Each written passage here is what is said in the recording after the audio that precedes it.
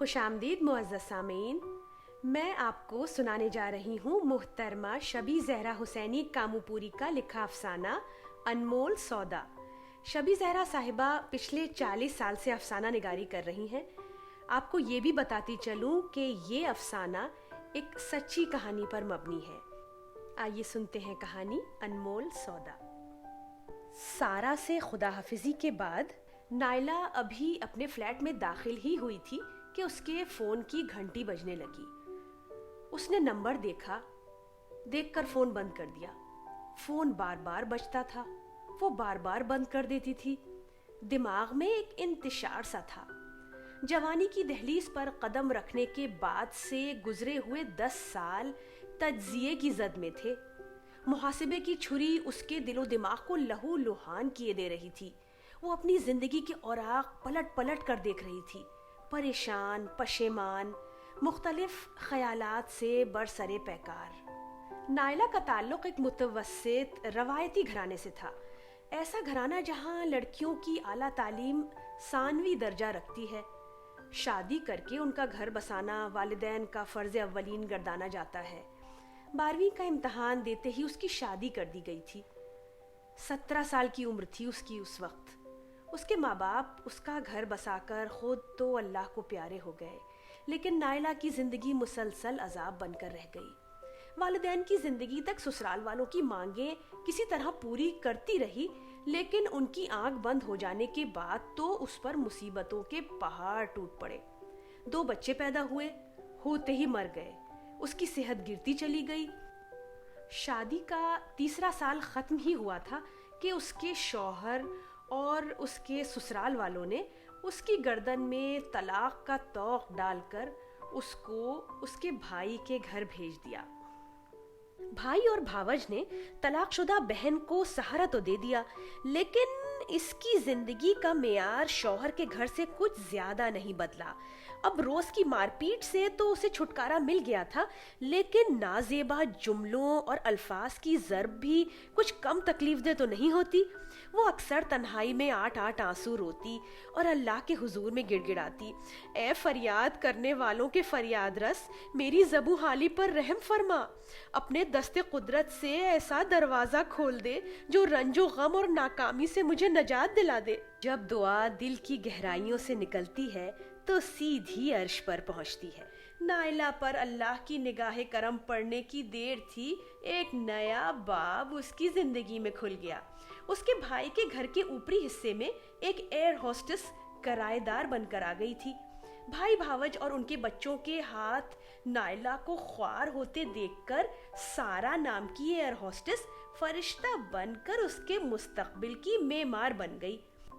تم عادت کی اتنی اچھی ہو، عبادت گزار بھی ہو اور غریب نواز بھی ہو۔ میں کچھ کرنا چاہتی ہوں تمہارے لیے، اور تم 12ویں پاس ہونا، میری طرح ایئر ہوسٹس کا کورس کر لو اور اپنے پیروں پر کھڑی ہو جاؤ۔ سارا نائلہ سے بولی۔ ارے نہیں سارا، آپ تو گٹ پٹ انگریزی بولتی ہیں، میں تو صرف انگریزی پڑھ لیتی ہوں، اور پھر فیس؟ نائلہ نے ایسے جواب دیا جیسے اس کو مارس پر پانی ڈھونڈنے کی ذمہ داری دے دی گئی ہو۔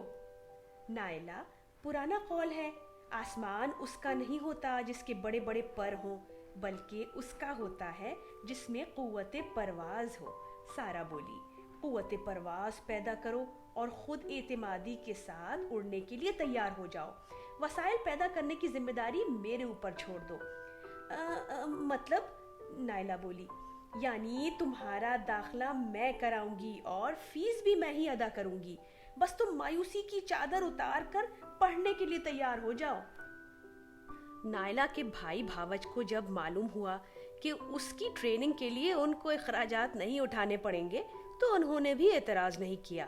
ٹریننگ ختم ہوتے ہی نائلہ کو سعودی ایئر لائن میں نوکری مل گئی۔ سارا بھی انڈین ایئر لائن چھوڑ کر سعودی ایئر لائن میں کام کرنے لگی۔ اس طرح ان دونوں کا ساتھ اور زیادہ ہو گیا۔ کچھ سال دونوں جدہ میں ایک ہی کمرے میں بھی رہیں، نتیجتاً دوستی اور گہری ہوتی چلی گئی۔ دولت و عزت مل جائے یا چھن جائے، انسانی ظرف کا امتحان تو شروع ہو ہی جاتا ہے۔ کاتب تقدیر قسمت لکھ کر پرکھتا ہے۔ نفس امارہ کی گرفت میں آ کر शैतानी वसवसों का शिकार हो जाएगा बंदा, या खैर के नफ्स का गलबा उसके दिल को पुरनूर कर देगा। बहरहाल इस किस्म की ग्लैमरस नौकरियों में सैरो सियाहत के मौके तो मिलते ही हैं, मुख्तलिफ लोगों से भी मिलना जुलना खूब रहता है। बाशऊर लोग एतदाल के साथ चलते हैं, लेकिन यहाँ तो मामला हाथ से निकलता नजर आ रहा था। सारा नायला के नए रंग ढंग देखकर हैरान भी रह गई और कुछ मायूस भी। मैंने तो इसको रोशनी में लाना चाहा था, ये तो अंधेरों की तरफ चल पड़ी है। ये सोचकर वो अंदर ही अंदर जुज़बुज़ होती रहती। कई दफा उसने अपनी दोस्त को समझाने की भी कोशिश की। नायला अपने आप को उसके एहसान तले समझती थी, इसलिए उसकी बातें सुनकर खामोश रहती, लेकिन दिल ही दिल में खूब हंसती सारा की बेवकूफ़ी पर। हा, कनात पसंदी इज्जत और नामूस को पकड़कर बैठी है। यही वजह है कि हवाई जहाज के अमले में भी हर दिल अजीज नहीं हो सकी। वो गुरूर से अपने आप से बातें करती। नायला दिल ही दिल बहुत खुश थी। वक्त ने उस पर आसाब शिकन मुसीबतें डाली थीं, तो अब बेहतरीन मौके भी फराहम कर दिए थे। जिंदगी खुशगवार होते ही वो सरकश घोड़े की तरह छलांगे लगाने लगी। हवा व हवस और ख्वाहिशात नफसानी का ऐसा दखल हुआ कि नफ्स की लगाम हाथ से छूट गई। जाहिर है बेलगाम घोड़े पर बैठा हुआ सवार औंधे मुंह ही गिरता है। नायला भी गुनाहों के अमीर गड्ढे में ऐसा गिरी कि नेकियों बदी में तमीज ही नहीं रख पाई। कुदरत ने खूबसूरती से उसको नवाजा था।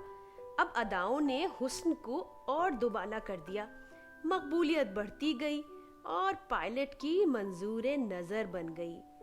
तरक्की के जीने चढ़ती रही, मेयार जिंदगी बेहतर से बेहतर होता गया और हाल ये हो गया कि अब पायलट की भी कोई वक़्त उसकी नज़रों में न रही। सिरवतमंद शहजादों में उसका उठना बैठना हो गया। मोहब्बत के साथ हर शहजादा दौलत भी निछावर करता। दौलत की फरावानी देखकर भाई और भावज और तमाम रिश्तेदार जो पहले मुंह नहीं लगाते थे, इज्जत करने लगे। जिंदगी उसे गुलजार नजर आने लगी। यूं माहो साल गुजरते रहे और न्यूयॉर्क की एक फ्लाइट के दौरान नायला की मुलाकात एक अमीर कबीर बिजनेसमैन प्रिंस खालिद से हुई। कलील अरसे में ही दोनों एक दूसरे के बहुत करीब आ गए और उसकी ज्यादातर छुट्टियां न्यूयॉर्क में प्रिंस के बंगले पर गुजरने लगीं। अपनी फयाजी और दरिया दिली से प्रिंस ने नायला का ऐसा दिल जीता कि उनसे मुंसलिक होने के बाद उसने और शहजादों से राहो रस्म कदरे कम कर दी।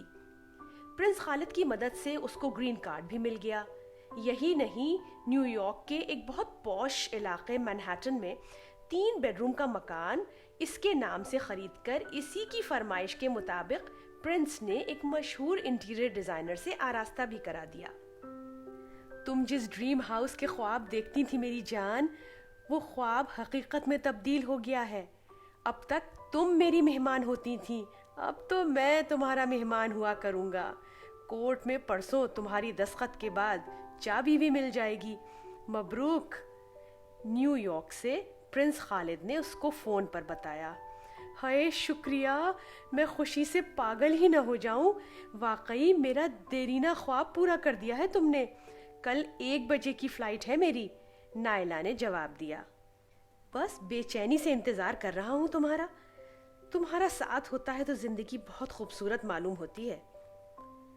लव यू कहकर नायला ने फोन बंद कर दिया और लेट गई। लेकिन खुशी का आलम यह था कि वो रात भर ठीक से सो नहीं पाई। ड्रीम हाउस का तस्वुर कुछ था ही ऐसा खुशकुन। उसे महसूस हो रहा था जैसे खुशियों का एक समंदर हो जिसमें वो तैर रही हो। सुबह उठते ही उसने न्यूयॉर्क जाने के लिए अपना बक्स तैयार किया। अभी बक्स को बंद करके एक तरफ रखा ही था कि सारा का फोन आ गया। वो 10 मिनट बाद उसके फ्लैट पर पहुंच रही थी।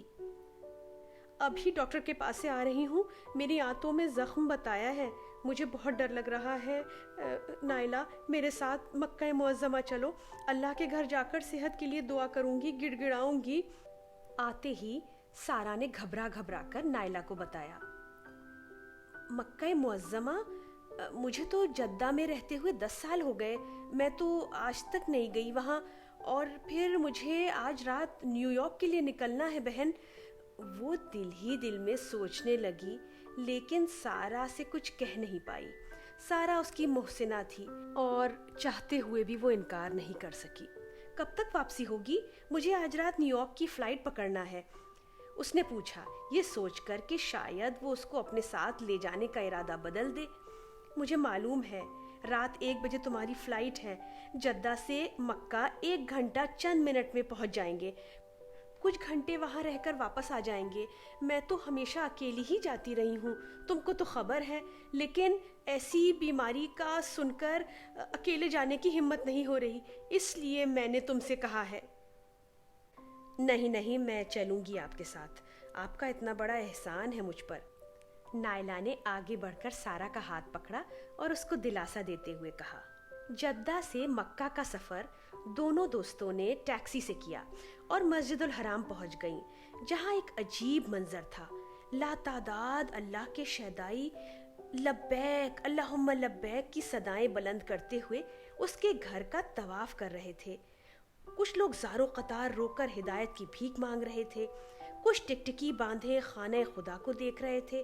عبد و معبود کے درمیان گفت و شنید کا ایک پیارا سلسلہ قائم تھا، کبھی استغفار کی شکل میں، کبھی دعا کی شکل میں۔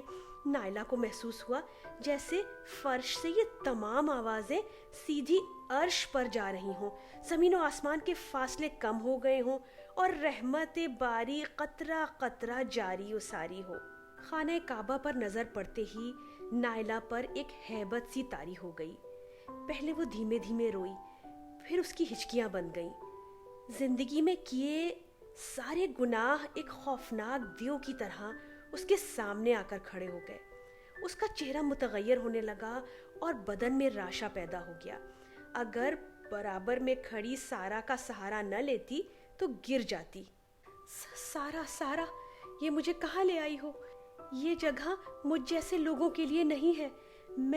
میں سیاہ دل ہوں، سیاہ دل، میں یہاں نہیں ٹھہر سکتی۔ یہ کہہ کر نائلہ دیوانہ وار ایگزٹ کی طرف بھاگنے لگی۔ سارا پھرتی سے اپنی دوست کی طرف لپکی، اس کا بازو پکڑا، اس کی ہتھیلی سہلائی اور کس کے اسے گلے سے لگا لیا۔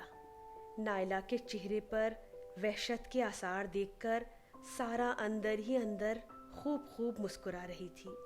گناہوں کی دنیا میں بہت دور نکل گئی تھی میری دوست، لیکن واپسی ممکن ہے۔ اس کی آنکھوں سے نکلتے آنسو نشاندہی کر رہے ہیں کہ اس کے روحانی سفر کی ابتدا ہو چکی ہے، جو اس کو ذہنی ارتقاء کی سمت لے جائے گا۔ سارا نے بہت محبت سے اپنی دوست کو زمین پر بٹھایا اور آہستہ سے اس کے آنسو پوچھنے لگی۔ نائلہ، میری پیاری دوست، تم سیاہ دل نہیں ہو، میرے ساتھ اس لیے آ گئی کیونکہ تم مجھے اپنی محسنہ سمجھتی ہو۔ جس انسان کے دل میں اتنی گنجائش ہو کہ وہ کسی دوسرے انسان کی مدد نہ بھول پائے، وہ دل اس محسن اعظم، اس رب العالمین کے احسانات کو کیسے بھلا سکتا ہے، جس نے مجھ کو تمہیں پریشانیوں سے نجات دلانے کا صرف ایک ذریعہ بنایا ہے۔ لیکن میں خواہشات کے سمندر میں، ہچکیوں کے درمیان نائلہ بدبدائی۔ ہاں، لیکن سمندر کا ساحل بھی تو ہوتا ہے، سارا نے سکون کے ساتھ جواب دیا۔ میں بہت دور نکل آئی ہوں سارا، وہ آنسو پوچھتے ہوئے بولی۔ کتنا ہی سفر طویل ہو، واپسی کے امکانات تو ہوتے ہیں نا، آؤ میرے ساتھ، کہتے ہوئے سارا نے اس کا مضبوطی کے ساتھ ہاتھ پکڑا اور عورتوں کی ایک جماعت کی طرف لے گئی جہاں ایک خاتون درس دے رہی تھیں۔ وہ بڑے نرم لہجے میں سمجھا رہی تھیں۔ قرآن مجید میں اللہ نے مختلف جگہوں پر ارشاد فرمایا ہے کہ اس نے یہ دنیا ایک حکیمانہ نظام کے تحت بنائی ہے، ایک آزمائش گاہ جہاں انسان کو پرکھنا مقصود ہے۔ انسان اپنے حسن عمل کے ذریعے اس امتحان میں کامیاب ہو سکتا ہے۔ حسن عمل کا دوسرا نام تقویٰ ہے، یعنی ہر قدم اٹھاتے وقت بندہ ذہن میں یہ رکھے کہ اللہ دیکھ رہا ہے، اس اندیکھے خالق سے اس طرح سے محبت کرے کہ اس کی باز پرس سے ڈر کر برائی سے اپنا دامن بچا لے جائے، خواہ ایسا کرنے سے اسے دنیاوی نقصان کا امکان ہی کیوں نہ ہو، اور اللہ کی بندگی اختیار نہ کرنے والے انسان اپنے نفس کا غلام ہو کر بدترین گناہوں کے مرتکب ہو جاتے ہیں۔ لیکن غفور الرحیم ہے اللہ، سخت گیر نہیں ہے بیویوں۔ توبہ کا دروازہ کبھی بند نہیں کرتا، بلکہ آخری دم تک گناہگاروں کو مہلت دیتا رہتا ہے۔ آؤ توبہ کا دروازہ کھٹکھٹاؤ، میں کھولوں گا۔ سورہ الزمر میں فرمان الہی ہو رہا ہے، اے میرے بندوں جنہوں نے اپنی جانوں پر زیادتی کی ہے، اللہ کی رحمت سے مایوس نہ ہونا۔ روح کتنی ہی فاسد ہو جائے، لا علاج نہیں ہوتی۔ توبہ کی ابتدا ندامت ہے، ندامت، اور توبہ و استغفار بڑے سے بڑے گناہ کا علاج ہے۔ صرف احساس ندامت، ایک سجدہ اور چشم تر، صرف احساس ندامت، ایک سجدہ اور چشم تر، اے خدا کتنا آسان ہے منانا تجھ کو۔ خاتون نے درس اس شعر پر ختم کر دیا۔ درس کا ایک ایک لفظ نائلہ کے دل پر ہتھوڑے مار گیا۔ وہاں موجود تمام خواتین کی آنکھیں حب الہی میں کسی نہ کسی حد تک تر تھیں، لیکن نائلہ کا تو حال ہی عجیب تھا۔ وہ روتے روتے سجدے میں گر پڑی۔ واپسی کا وقت قریب آ رہا تھا۔ عصر کی نماز ادا کر کے دونوں دوستیں جدہ واپس آ گئیں۔ مکہ سے جدہ کا سفر کیا تھا، کوئی 1 گھنٹے کا، لیکن نائلہ کو محسوس ہو رہا تھا جیسے وہ گھنٹوں گاڑی میں ہو۔ وہ سوچوں کے سمندر میں غوطہ زن تھی۔ ہر انسان زندگی کو اپنے ظرف کی اینک سے دیکھتا ہے۔ میں سارا کی پاک زندگی کو اس کی بے وقوفی سمجھتی رہی اور خود کو انتہائی درجے کی پستی میں گرا کر بھی کامیاب گردانتی رہی۔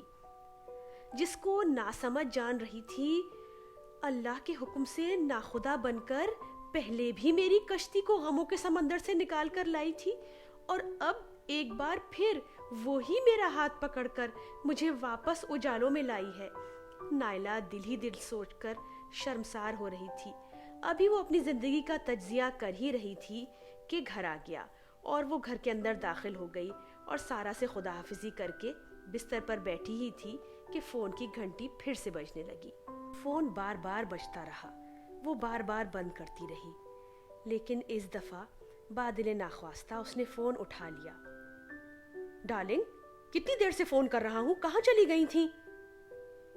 ہاں بہت دور، نائلہ نے جواب دیا، لیکن اللہ کے فضل سے اب واپس آ گئی ہوں۔ بہت دور؟ کہاں دور؟ آج رات تو تم کو نیو یارک کے لیے نکلنا ہے، اور کل تک تو بہت کھنکتی ہوئی آواز آ رہی تھی تمہاری۔ اب کیا ہو گیا بابا، بیمار سی لگ رہی ہو؟ پرنس خالد نے متفکر ہو کر پوچھا۔ بیمار تھی، اب شفایاب ہو گئی ہوں، الحمدللہ۔ تمہارے بغیر وقت نہیں گزر رہا ہے، نیا گھر بھی اپنی مالکن کا انتظار کر رہا ہے۔ سوری، میں نہیں آ رہی ہوں، بہت ہمت کر کے نائلہ نے کہا۔ مذاق کر رہی ہو؟ ایسا مذاق بھی اس عاشق کو ہارٹ اٹیک دے سکتا ہے۔ مذاق نہیں ہے، میں نے راستہ بدل دیا ہے۔ نائلہ کی آواز میں بے تحاشا نقاہت تھی۔ یہ کیسا مذاق ہے؟ تمہیں معلوم ہے میں جان چھڑکتا ہوں تمہارے اوپر۔ مذاق نہیں کر رہی ہوں، اگر واقعی محبت کرتے ہو مجھ سے تو شادی کر لو، ورنہ مجھے تمہارا گھر بھی نہیں چاہیے ہے۔ کیا بکواس ہے، میری 4 بیویاں ہیں پہلے سے۔ تو پھر میرا انتظار چھوڑ دو۔ لگتا ہے کوئی موٹا گاہک مل گیا ہے تم کو، جس نے اور بڑے گھر اور قیمتی انعامات کا وعدہ کر لیا ہے۔ سودا کرنا تو تم خوب جانتی ہو۔ پرنس خالد غصے سے پھنکار رہا تھا۔